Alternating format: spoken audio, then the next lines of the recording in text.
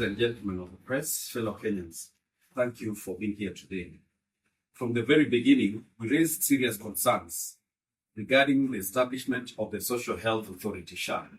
We warned about the rushed implementation, the lack of transparency in acquisition of the system, the extreme questionable financial decisions surrounding the program.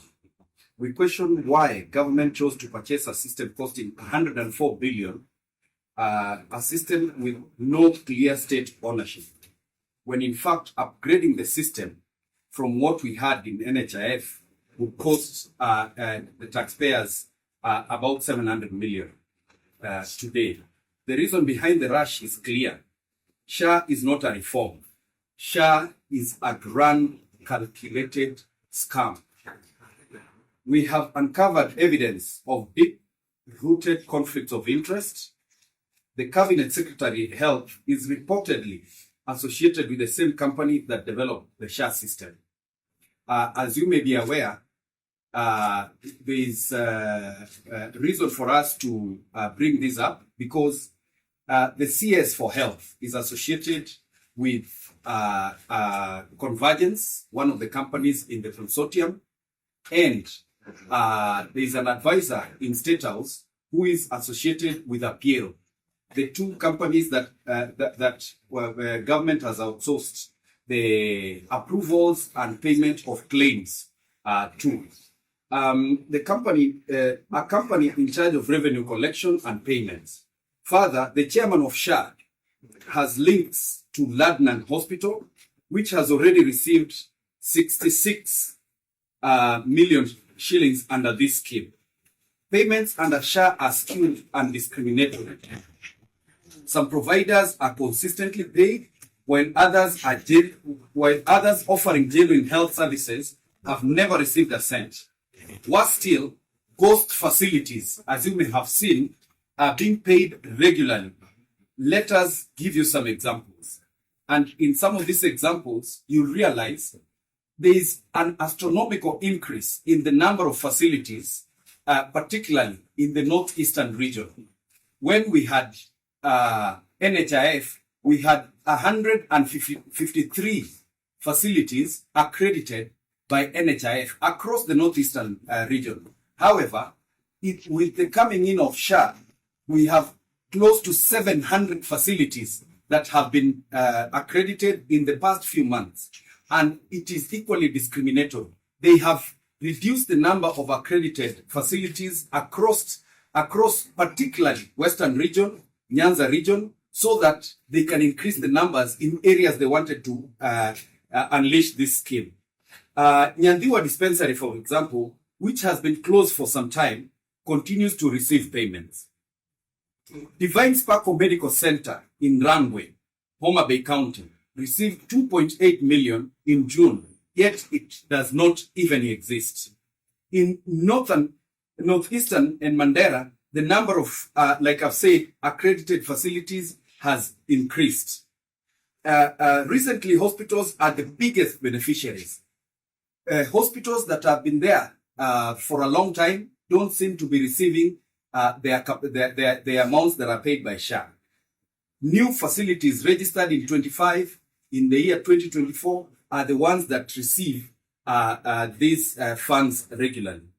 Wante Nursing Home Limited, registered on 12th of February 2025, applied to the Ministry of Health the very next day and was approved the same day. It has no physical location, yet by April, it had received 3.8 million shillings.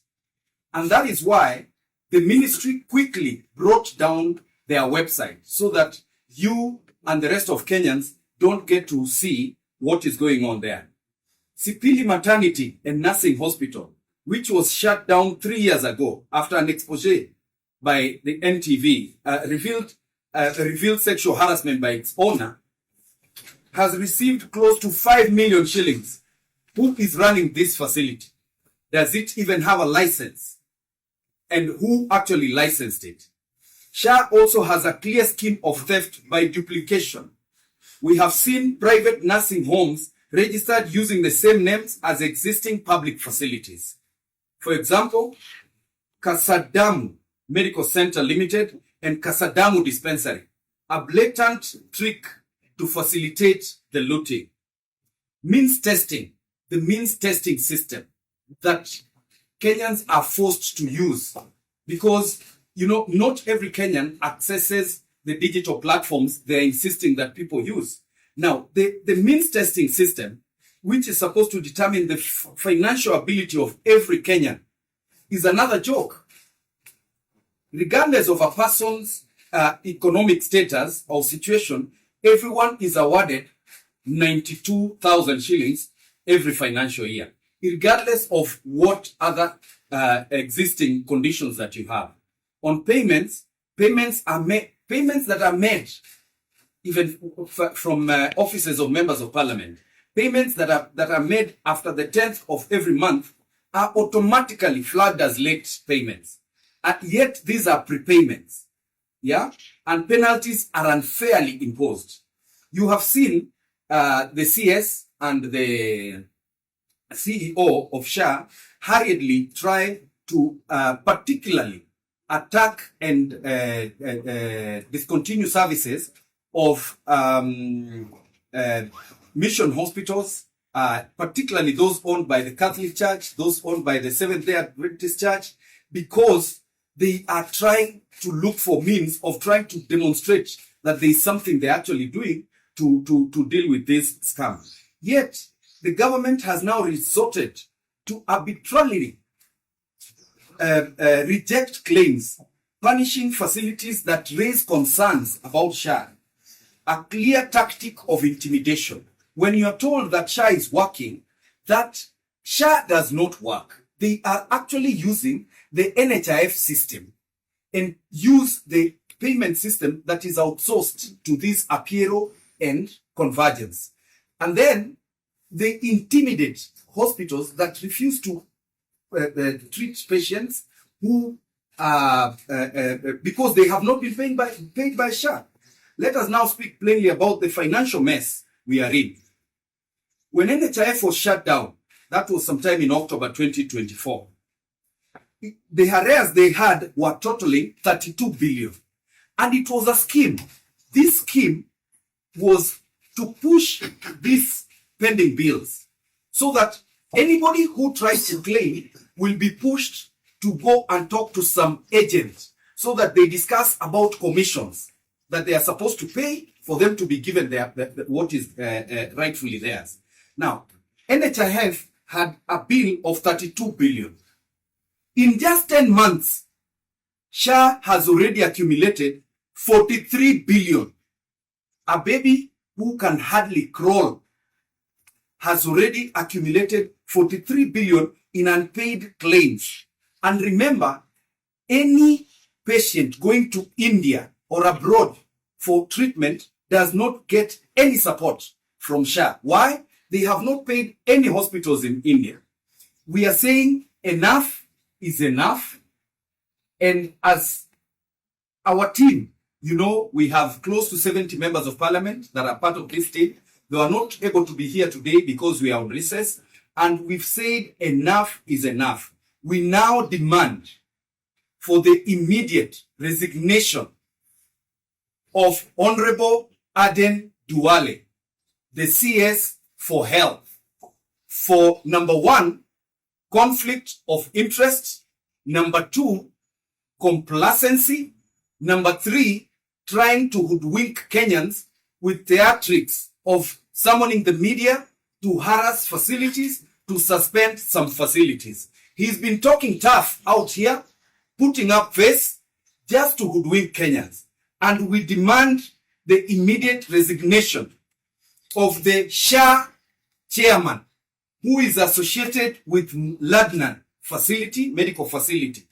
We also demand for the resignation of the CEO, SHA, who is facilitating this theft.